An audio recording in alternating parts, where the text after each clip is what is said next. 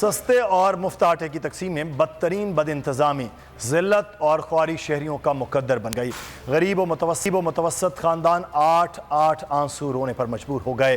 کوٹدو، مظفر گڑھ، Jampur, D I Khan میں آٹے کی تقسیم اور مضر صحت آٹے نے عوام کے درد رکھنے کے نام نہاد حکومتی دعوے کا پول کھول دیا۔ غریب آٹھ آنسو رونے پر مجبور۔ مظفر گڑھ میں مضر صحت آٹے کی سپلائی پر غریب سر پکڑ کر بیٹھ گئے۔ ڈی آئی خان میں عوام نے ٹرک پر دھاوا بول دیا۔ جامپور میں آٹا نہ ملنے پر خواتین رو پڑی۔ اگر کوئی سب کے ساتھ مجھے دے دے تو میں اللہ کا شکر کروں گی۔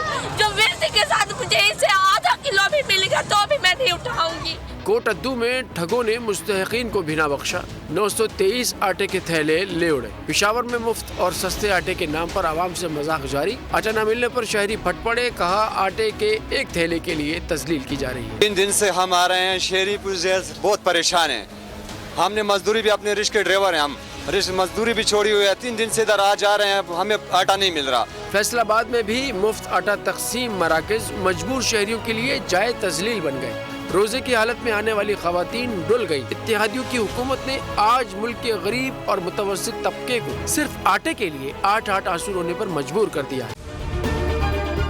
اگر یہ ویڈیو آپ کو پسند آئی ہے تو ہمارے چینل کو سبسکرائب کیجئے اور بیل آئیکن کو کلک کیجئے۔ تو نظر آ رہا ہے سامنے لکھا ہوا ہے ظلم مٹنے کے لیے 2 چیزوں سے مٹے گا بھائی۔ ایک، عدل کی کرسی پہ جو لوگ بیٹھتے ہیں نا، وہ عدل کے حساب سے فیصلے کرنے لگے۔ دوسرا، قوم نکل کھڑی ہو ظلم کے خلاف تو ظلم ختم ہو جائے گا، یا ان دونوں میں سے کوئی ایک چیز ہو جائے یا دونوں ہو جائے۔ اگر 420 کا مقدمہ تھا، اس وقت عدلیہ میں جو لوگ بیٹھے ہوئے کیس دیکھ رہے تھے وہ پوچھتے نا یار چیٹ ہوا کون ہے؟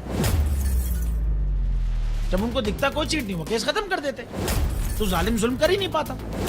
9 ججز نے نوٹ بیفور کیا میرے کیس کو، یار 1.5 سال چلا۔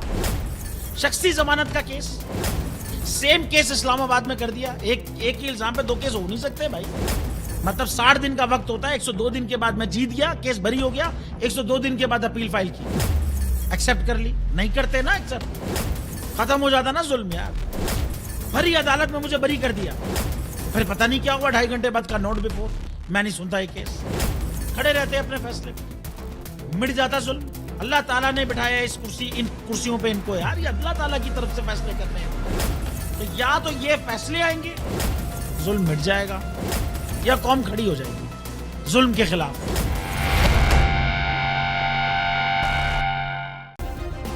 سبسکرائب کریں اور بیل دبائیں تاکہ کوئی خبر رہ نہ جائے۔